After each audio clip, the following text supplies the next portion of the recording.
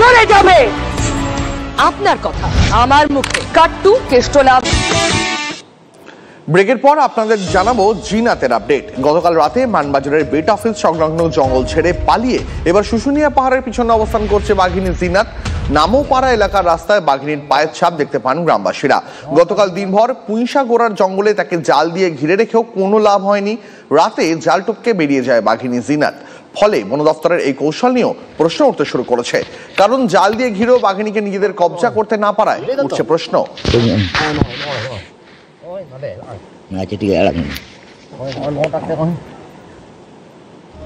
অর্থাৎ জাল পেতে হোক বা টোপ দিয়ে হোক কোনোভাবেই বাগে আনা যাচ্ছে না বাঘিনীকে। আচ্ছা, কেন ধরা যাচ্ছে না? উপত্যকা আর গুহা সম্বলিত রাইকা পাহাড় শ্রেণীর শ্যাডো জোনই এর মূল কারণ। রাইকা, ঝাড়া, ভাঁড়ারি একের পর এক সারিবদ্ধ পাহাড়, ঘন জঙ্গল আর ঝোপঝাড়ে ঢাকা। পাহাড়ের মাঝে মাঝে রয়েছে গভীর উপত্যকা। পাহাড়ের বিভিন্ন অংশে রয়েছে ছোট বড় নানান গুহা। সেই উপত্যকা এবং গুহার শ্যাডো জোনেই মাঝে মধ্যেই ঢুকে পড়ছে জিনাত। শ্যাডো জোন হওয়ায় সেখান থেকে রেডিও কলারের সিগন্যাল আর বাইরে আসছে না। ফলে মাঝে মধ্যেই কিছুক্ষণের জন্য করে হারিয়ে যাচ্ছে জিনাত। ফের পাহাড়ের আনাচে কানাচে ঘুরে বনকর্মীরা শুরু করছেন জিনাতের খোঁজ। গত কয়েকদিন ধরে এভাবেই বনকর্মীদের সঙ্গে কার্যত লুকোচুরি খেলছে বাঘিনী জিনাত। খাবার মানে সৎ আছে ওদের, আর এদিকেও আছে সৎ। এই সতে জল খাচ্ছে ওখানে, ওই সতটাই খাবার বলতে তো তেমন হ্যাঁ শুকর টুকর তো আছেই, জঙ্গলে তো অনেক কিছু প্রাণী আছে, তো সেই প্রাণীগুলোকে মনে হচ্ছে ওদেরকে খেয়ে থাকছে, ওটার জন্য টোপ খাচ্ছে না। এই রাস্তার মধ্যে কোথায় কোথায় রেখে দিচ্ছে টোপ। টোপগুলো তো জঙ্গলের উপরে নিয়ে যেতে হবে, তো তবে তো কাজটা হবে। একদিকে যখন পুরুলিয়ায় জিনাত আতঙ্ক, তখন বাঁকুড়ায় হাতির আতঙ্কে ঘুম ছুটেছে মানুষের। দলমা থেকে খাবারের খোঁজে বাঁকুড়ায় আসা প্রায় ৬২টি হাতি এখন বড়জোড়ার পাবরায় ঘুরে বেড়াচ্ছে। এই জঙ্গলের মধ্যেই হাতির দলের গতিবিধি সীমাবদ্ধ রাখার চেষ্টা চালাচ্ছে বন দফতর, কিন্তু তারপরেও আতঙ্ক কাটছে না স্থানীয়দের। একদিকে যখন পুরুলিয়া জেলা বাঘিনী জিনাতের আতঙ্কে কার্যত কাটা, সেই সময় বুকে কাঁপন ধরাচ্ছে বাঁকুড়া জেলায় আসা ৬২টি হাতির দল।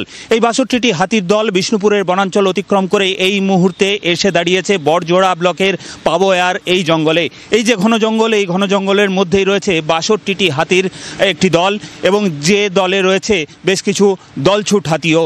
এই দলছুট হাতি মাঝে মধ্যেই অন্ধকার, রাতের অন্ধকার নামলেই তারা হানা দিচ্ছে পার্শ্ববর্তী যে ধান জমি রয়েছে, আলুর জমি রয়েছে সেখানে। এই হাতিগুলা যখন তখন বেরিয়ে যায়, রাত্রের দিকে বেশি বেরোয়।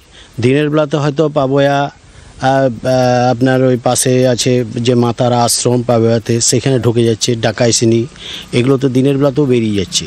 আর বছর এই যে প্রত্যেক বছর আর বছর একবার মৃত্যুর হাত থেকে বাঁচলাম। হাতি ধান ঘর ভেঙে বার করে নিয়ে গেল, বস্তায় কুড়ে যাচ্ছিলাম, আবার হাতি ফের আবার রিপিট তাড়া করে। বাড়ির কাছে আপনার খামার টামার আছে, তো বাড়িতে অনেক সময় চলে আসছে, অনেক সময় কি প্রতি বছরই আসছে। সব কিছুরই একটা একটা পরিবেশ অনুযায়ী এক একটা জিনিসের ভয় তো রয়েছে, কোথাও বাঘের, কোথাও হাতির। তবে বাঘের ভয়টাও বেশ ভালো রকমই ভয়, কারণ ওর তো মানুষই খাবে, এরা তো মানুষ মারবে না, হয়তো বাই চান্স পড়ে গেলে চোখের সামনে। আমরা বলেছি সরকারি যে খাদ্য, সেই খাবারটা কিনে আপনারা ডে বাই ডে দিন, যাতে করে বাইরে বেরোতে না পারে। রেঞ্জার সাহেব বললেন যে দেখুন আমরা তো গার্ড দিয়ে দিয়েছি, কোনো অসুবিধা হতে দেবো না।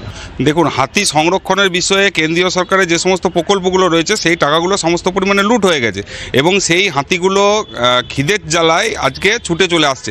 এবং তার বড়জোড়া অঞ্চলে যে সমস্ত কৃষকরা রয়েছে, গ্রামের মানুষরা রয়েছে, তাদের প্রতি বারবার এই হাতির আক্রমণ শুরু হচ্ছে।